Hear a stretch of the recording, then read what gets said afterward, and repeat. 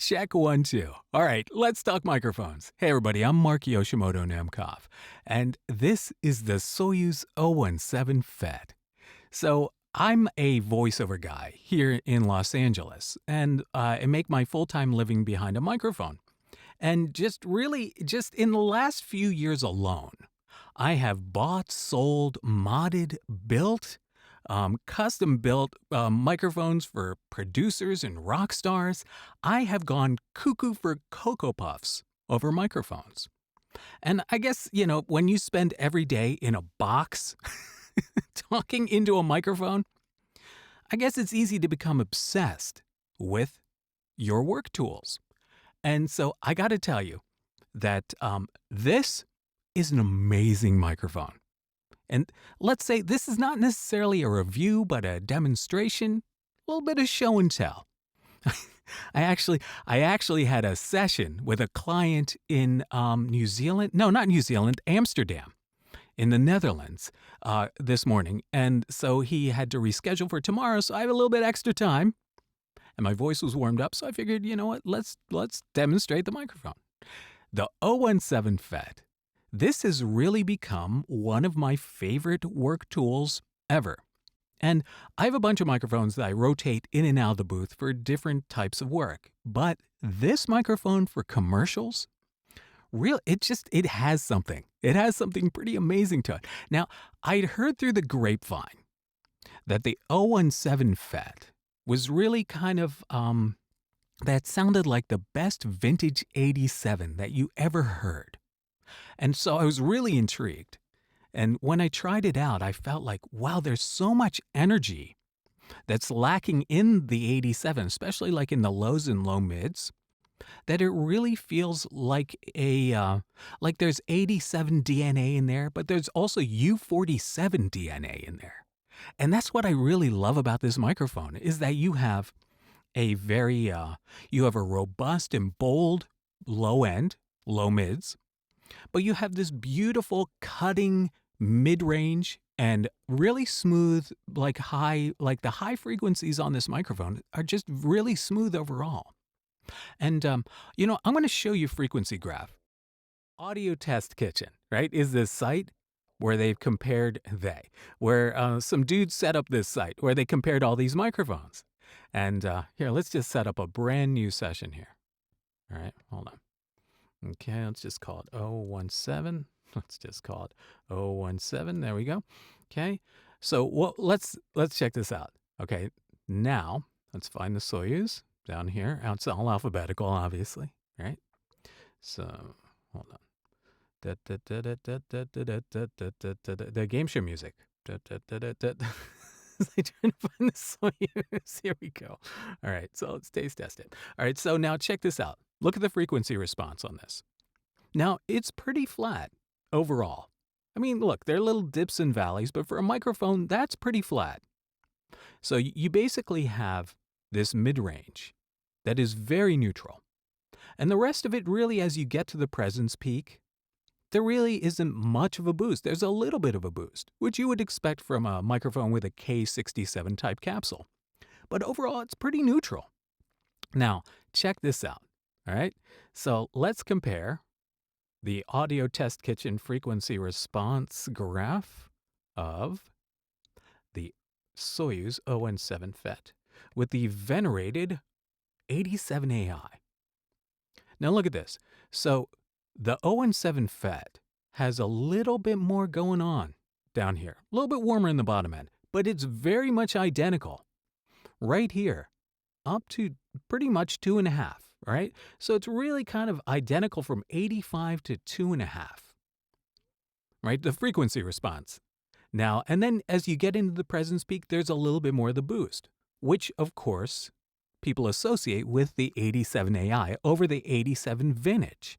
Now, the vintage has less of that pronounced high-end boost. So the vintage definitely has more of this property right here. So what you really have is you have the sound of a vintage 87-ish microphone, really kind of blended with, now check this out. This is really cool. So of course they didn't have a Neumann U47 because all the vintage U47s kind of all sound a little different these days. But, okay, so let's find the Telefunken U47, all right, which is pretty close. All right, so here it is. Here's the Telefunken U47. Let's drag and drop this. Now check this out. Now, if you notice, right, there, the Telefunken U47 is right here in this yellow curve. Now let's eliminate, let's take the 87 out. Look at that. They're pretty close. They are pretty damn close. And as you would expect from a 47, it has a little bit more going on in the low end, a little bit more energy down here. But you have a lot of similarity here. And this is very close. Really, you have a peak here at 10 on the 47, and you have a peak here at 14. So they have very similar qualities to each other. So yeah, the 017 FET does have a little bit of a kindred spirit of both of these vaunted fucking amazing microphones, the 47 and the 87. I'm sorry, I keep popping this microphone because I'm not using my pop filter because it just seemed stupid to do it with a review. But so here, hold on. You know, let me just pull up hold on. Let me pull up a read. Let me do it like a demo read so you can hear what it sounds like on like a commercial read. Hold on. Let's see. All right, this is one I did like last week. Now, this is like a 15, but I'm not going to try to read it in exactly 15. I'm just gonna read it. I'm gonna change the name of the brand too. All right, so the XYZ 24-hour winter sale is now open. Score the lowest prices of the year on all open running events when you register before midnight Pacific time. Learn more at www.xyz.com/winter sale. How about a car spot tag? Lease a brand new, I popped it. Lease a brand new Honda Accord LX for only $219 a month at your local Honda dealer. How about something like a narration? Okay, here, Casey at the bat, like I did on the other video. The outlook wasn't brilliant for the Mudville 9 that day. The score stood 4-2 with but one inning more to play. And when Cooney died at first, and Barrows did the same, a sickly silence fell upon the patrons of the game. What else? Character voice, like, Hey everybody, this microphone really works if you're gonna do animation voices. You can do animation voices on it too. It's really cool. That's ridiculous. So anyway, for those of you keeping score at home, this is going through a UAD Neve 88RS, which I think is a, I tried actually a lot of different preamps with this microphone. And I'd been big on using the UAD SSL because of its clarity. I think it's a really good pre for voiceover because there's good clarity to it. And, you know, and there's a little bit of sparkle in the upper mids, you know, on the SSL and then the highs. So it's nice for VO, but it didn't really work on this microphone for some reason. Maybe it was just too clean or something. So I switched to Neve, which has a little bit more of a, I don't know what it is. It has more of that Neve-ish. It's like a cross between a Neve and a SSL. It's got a lot of broadcast level clarity to it. But it's got a nice, bold, full middle. So it works with this microphone. And what I want to really point out is that this microphone as a here, hold on. I didn't even really show it to you yet. There it is in the cradle. And as you can see, it's got a cool shape to it. It's kind of like a steampunk hand grenade of some kind. And the cradle itself, they hand make everything in this factory in Russia.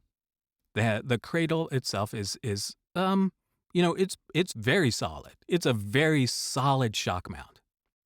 The whole microphone is built like a tank. And I know that's such a freaking cliche, built like a tank, but this thing really is.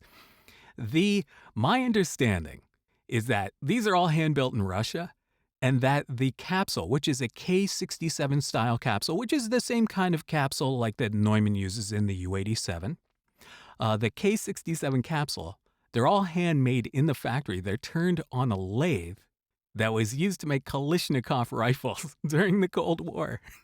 Isn't that neat? Oh, I love that. So this thing, oh, you know what? Hold on. I got an idea. All right, bear with me for a second. I need a second microphone for this because I'm gonna open this baby up. All right, so hold on. Let me switch. All right, so I'm not gonna pull that down any further so you can see what's happening here. Let me turn off Phantom. Yeah, all right. So on this. Okay, hold on. Check this out. This is pretty cool. Now it screws into the bottom of the cradle with this brass nut. Okay, so here's the microphone. Brass, heavy, heavy, heavy duty brass, all right? This thing, the bottom end on this weighs like, the whole thing weighs about 2 pounds. It's a chunky boy. So the bottom end, this is very heavy. And it probably helps with, well, you know what, I'm not going to speculate what the structure does. So this part, very, very lightweight. But check out the inside of this microphone. Okay, can you see it? Oh, the other way, right? Right? Okay. It's hard to see. This is hard to see, but you get the idea. It's all hand-wired point to point. Point to point. No PCB. Old world style. Right? Through-hole components wired point to point. But look at this. This right here. I think I was holding it too close to the camera. This right here is a toroidal transformer. Now, the toroidal transformer in this microphone, I think really contributes to the sound that you get from it. I should be doing this. I wish I could do this on this microphone while I'm doing this. Here, let me close this up. So, the toroidal transformer on this microphone, it has this, it has a real tightness to it that I haven't really heard. This is the first condenser microphone I've ever heard that has a toroidal transformer in it. A toroidal transformer is, it's like donut shaped. It's really like inside. If I opened up that casing, which I can't do, of course, but if I opened up that casing, then what you would see is that the actual transformer inside, hold on, there we go. The actual transformer inside, let's switch back.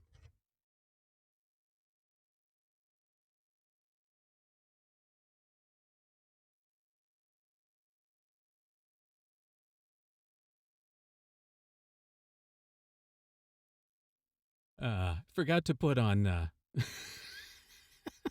forgot to put on the, yeah. Okay, so the actual, you know what? Look what I did. I put it together backwards. That's hilarious. Yeah, it's hard to tell the front from the back on this microphone. So I put it together backwards. Nice. All right, hold on. Let me switch this. All right, so back in business. So the toroidal transformer, it's like shaped like a donut. And like a regular mic, did you hear that? My voice is like, my throat is gurgling. So a toroidal transformer is shaped like a donut. And a regular microphone transformer, if you've seen them, is just like a stack of thin metal laminate. Okay? But a toroidal transformer is like a donut shaped. my throat keeps going. So, and what that does is it's more efficient. A toroidal transformer leaks less stray field energy. Now, a transformer it's an inefficient piece overall, as far as electronic components go. But a toroidal transformer, because the way it's designed, maybe the circular shape, it just keeps less of that stray field of radiomagnetic energy from escaping. So it's more efficient and it's lower noise. And one of the other things that's really cool about this microphone is you have this really thick sounding transformer, but you have a lot of clarity and detail. And that's because what they use in the 017 FET is the transistor, the FET that they use in this microphone is a K170. And the K170 is a lot more, it's a faster transients. It's definitely more clean, more clarity, less coloration of sound. So you have a K67 capsule, which is not necessarily known as the cleanest, most pristine capsule. It really adds a little character if you look at the curve. You have this toroidal transformer. And then you have this K170, very modern sounding FET, which gives the microphone a lot of real clarity, even though there's fast transients, there's clarity, even though you're going through this big transformer. So you get this best of both worlds scenario where, some microphones that have a real thick transformer to it, they sound great when you're singing. But for voiceover, they sound a little bit too phase smeary. And that's a problem. You want to be able to get all of the subtleties and the emotions of your read out. You don't want them obscured by too much coloration. Now, overall, the 017 FET is a microphone that I would call it has a colored sound. It's not a clear neutral sound. It's definitely got a little bit of harmonic coloration in it, but it also has this beautiful clarity to it, which makes it so cool. I got to tell you, I am smitten with this microphone, as you can tell. It gets a lot of use here. And one of the I know this is going to sound cynical, okay? But I am a firm believer. Okay, so hold on. Let me back up. I'm getting ahead of myself. So how much is the 017 FET going to cost you? The 017 FET goes for about $2,000. And I know $2,000 is a lot of money for a microphone. But my feeling personally, and I am someone who I've been working in pro audio and video. I've been working in audio production, video production. I worked in TV. I worked for a TV music company, for many, many years. My feeling is that if you're going to be a pro, you need to invest in pro quality tools. It's that simple, only really because, and if you can eliminate all the other factors other than your competition is using pro quality tools. So you really, again, like if you want to be a professional race car driver, you wouldn't show up at the track in your mom's station wagon or a 2015, Hyundai Elantra. What you're going to do is you're going to show up in a race car. You're going to invest in the proper equipment to compete in that field.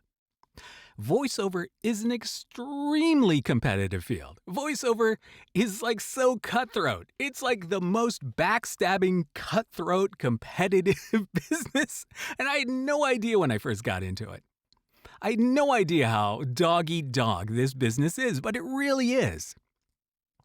You really have to be competitive in order to stay alive. In order to be successful in voiceover, you have to be competitive.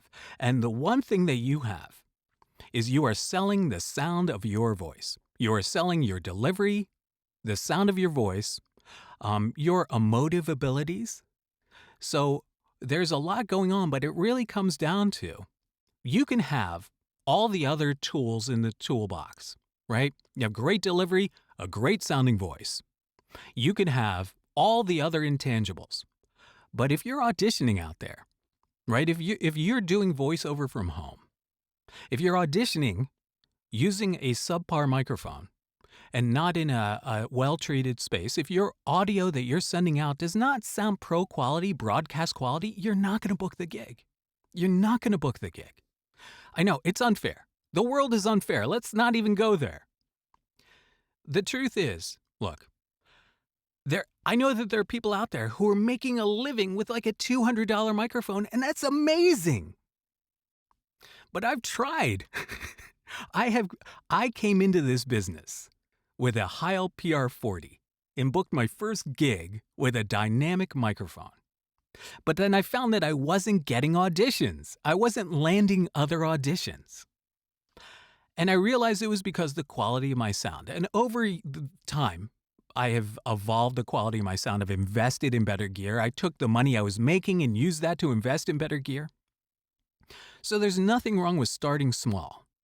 But you have to remember that in a business where time is of the essence, where you have to be pretty much, you have to deliver. You know, it's one thing if you're going to somebody's studio and using somebody's studio, using their microphones and somebody else is recording you, that's a bit of a different scenario. But if you're at home, like I work out of this box, you know, in my house, like, you know, every day. So if you're recording yourself, you have to know how to record yourself. You have to know how to make yourself sound good. And the truth is that when it comes to professional tools, better professional tools, my stomach keeps rumbling, I'm so sorry. Better professional tools will give you a better result overall than lesser tools. Look, there are microphones out there that don't cost as much as this, that will give you 80, 90%, maybe 95% if you think so, of the performance, of the sound, of what this delivers. Right? And everybody's voice will sound different on different microphones, right? So you may have something a fraction of the cost, and you're getting a lion's share of the same result. But that extra 5 or 6%, 3% may be the difference between you getting the gig and you not getting the gig. Doesn't that suck? But that's just the way it is, okay? It's yeah. So look, if you invest in really good gear, you will eliminate basically a concern whether the work product you're sending out is professional quality. If you use professional quality gear, it's that simple. And look, you may disagree with me, and that's fine. I'm just talking from my personal experience as a VO guy.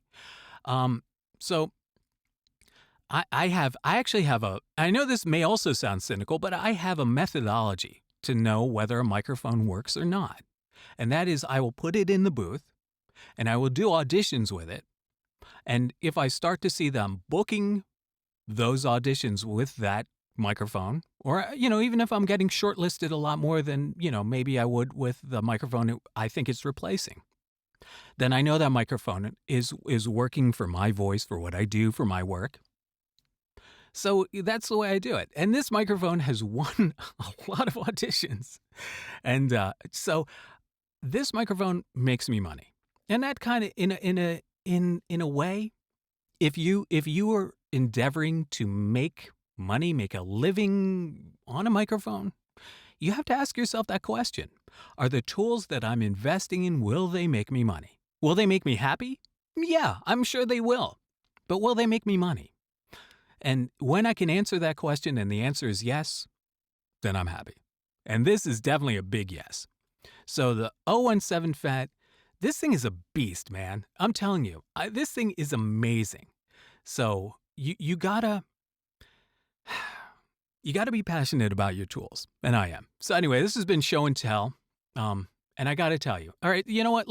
I'm gonna leave you with just one little thing, one little bit. I don't even want to call it wisdom, just a quip. Gear matters. Gear matters. It does. So anyway, so be informed, and choose wisely. Anyway, so what do you think about the 017 FET? Let me know. You know, I guess leave a comment. Leave a comment. And you know what? This was fun. I enjoyed this. This was actually a little bit more fun than doing this session. Oh, my client doesn't see that. I may cut that out. This was fun. So I'll tell you what. I hit the subscribe button. Maybe I'll do it again. Yeah, I have a bunch of microphones that I use in the booth that are not the same old for VO. Maybe I'll pull out a couple of my custom jobs too. So let me know, and if you dig this, come back and let's hang out. Oh, don't you hate that? I'm the begging to subscribe thing. It just kind of bugs me. I'm sorry anyway. But all right, so come back if you want to watch more stuff. Subscribe or not, this is fun. Okay, enough for me. Until next time, this is Mark Yoshimoto Nemkov, fading to black.